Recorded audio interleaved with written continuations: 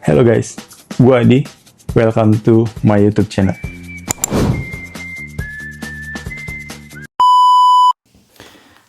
Nah, yang kedua tuh, alasan kenapa gua nggak bikin video di TikTok tuh, karena gue sibuk.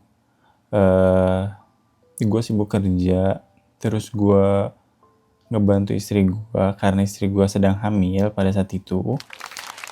Ditambah gue ada Jitsu Musha Kenshu setiap 1 bulan 1 kali. Terus gue ada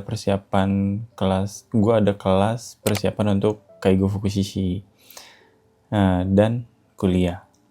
Gue pikir gue bisa beriringan ya ngejalanin semuanya, ternyata nggak bisa.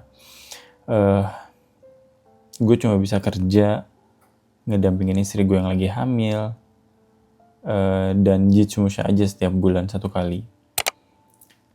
Dan untuk kelas persiapan Kaigo Fukushishi, gue cukup kewalahan, yang dimana alhasil gue berhenti belajar ya untuk persiapan ujian. Karena waktunya susah banget menurut gue. Dan akhirnya gue ketinggalan banyak materi gitu. Jadi gue berhenti di tengah jalan belajarnya. Ini aja gue kewalahan kan gitu. Apalagi buat bikin video di TikTok gitu, cerita banyak hal. Karena kan bikin video gak bikin dong ya, harus ngedit juga. Sedangkan di waktu-waktu gue senggang tuh kadang ya nggak sempet gue buat bikin video ataupun ngedit video. Nah, jadi cukup membuat gue hektik lah ya, sampai gue beberapa kali merasa burnout. Jadi sekalinya gue punya waktu luang senggang tuh gue pakai buat rebahan. Gue cuma bisa rebahan aja, gue cuma bisa tidur dan istirahat aja gitu. Gue nggak bisa ngapa-ngapain. Ya mau nggak mau tahun ini gue harus merelakan ujian Kaigo Fukushishi gue dengan hasil yang nggak memuaskan. Gue yakin gue nggak lulus. Terus mau gimana lagi ya, sekali lagi manusia cuma bisa berencana, yang mutusin semuanya Allah. Jadi gue nggak menyesal karena gue sekarang ada anak yang masya Allah lucu. Jadi cukup terobati dengan adanya anak gue saat ini. Nah, balik lagi ke istri gue yang hamil pada saat itu. Semasa istri gue hamil, semua itu berjalan lancar ya. Alhamdulillahnya nggak ada masalah di saat istri gue hamil. Tidak ada kelainan satupun di saat istri gue hamil. Hingga sampai masa persalinan itu tiba. Jadi di saat istri gue sudah mulai sering kontraksi dan dibawa ke rumah sakit, dan di waktu persalinan itu datang, setelah anak gue lahir tuh dibawa ya sama dokternya, dicek ada kelainan atau enggak, ada cacat atau enggak, dan sebagainya. Nah, setelah dicek tuh gue dipanggil sama dokter yang ngeceknya. Qadarullah ada kelainan di anak gue, dan anak gue harus dioperasi sesegera mungkin setelah lahiran itu.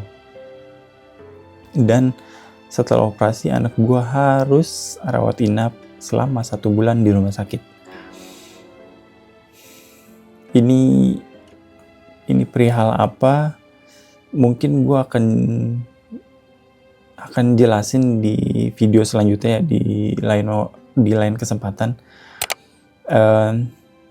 Jadi di saat dokternya itu bilang anak gue ada kelainan, dan waktu gue denger tuh gue nggak bisa nahan air mata ya. Jadi gue nggak ngerti kenapa gue nangis aja. Dan waktu gue nangis juga gue di luar kan.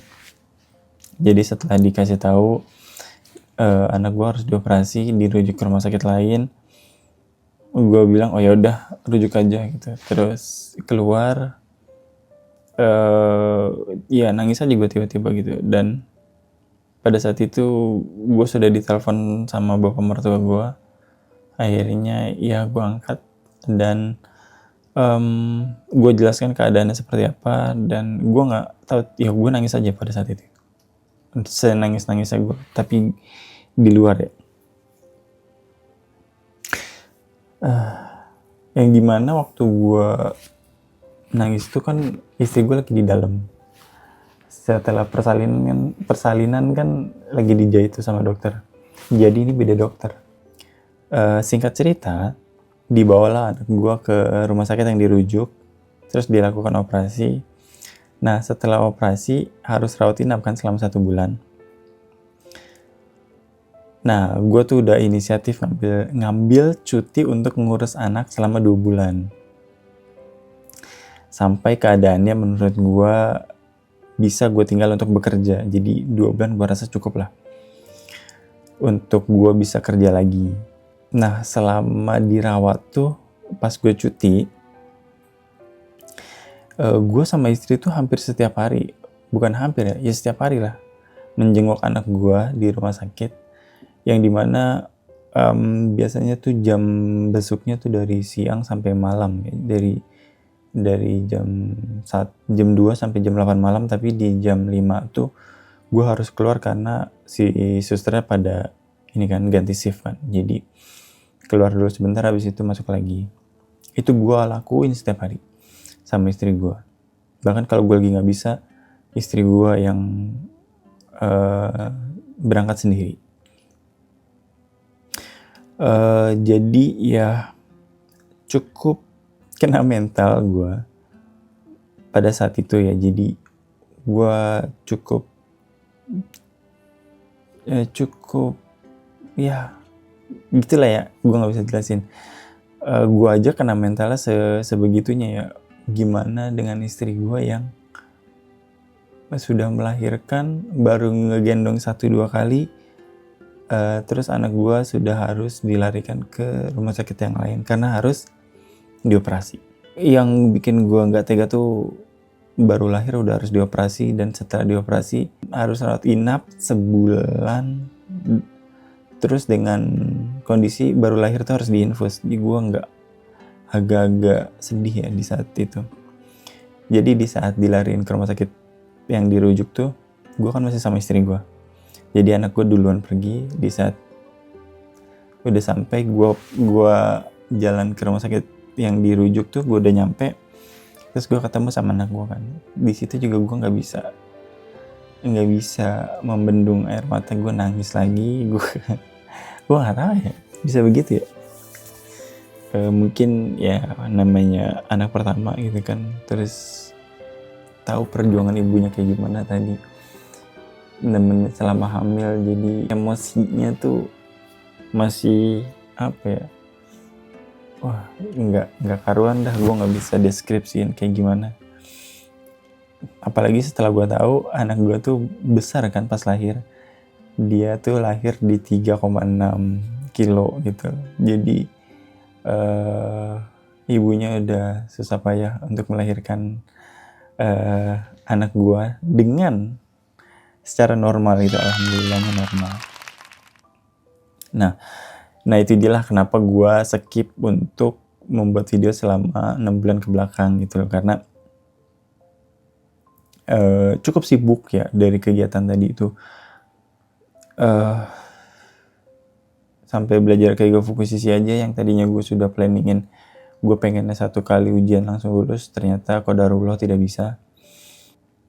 Karena ternyata berat juga ngurus apa-apa semuanya sendiri. Nggak ada yang bisa bantu, harus ngandelin siapa nggak bisa. Jadi apa bahasa Jepang ya, harus kanai lah ya. Gue cuma bisa ya ngelakuin apa yang bisa gue lakuin aja. Gue harus kesini, gue harus kesana gitu untuk membuat semuanya itu berjalan dengan lancar. Ya qadarullah, Allah memperlancar semua urusan administrasinya hingga selesai, hingga anak gue pulang. Jadi alhamdulillahnya gue bisa melewati itu semua sampai saat ini. Beberapa kali burnout tuh membuat gue merasa kayak kesehatan mental tuh amat sangat penting, karena kalau mental udah jatuh ke semuanya itu akan susah ditolong menurut gue ya. Ya kondisi gue dan istri sekarang alhamdulillah baik-baik aja, masih dalam proses recovery-nya tuh, karena setelah pulang dari rumah sakit gue harus beradaptasi dengan banyak hal. Setiap malam bangun untuk memberi anak gue susu, jadi banyaklah kegiatannya. Dan mungkin tahun ini juga gue sudah harus memprepare lagi untuk ujian tahun depan. Semoga tahun depan gue bisa lulus. Dan mungkin kedepannya juga lo akan melihat anak gue beserta istri gue di video YouTube. Karena gue gak pengen melewati momen pertumbuhan anak gue, momen sedang lucu-lucunya anak gue. Momen ini gak bakal bisa keulang gitu, jadi gue gak mau melewati momen ini dengan sia-sia. Jadi gue pengen record, gue pengen simpen di YouTube, gue pengen jadiin ini kenang-kenangan buat gue di masa yang akan datang.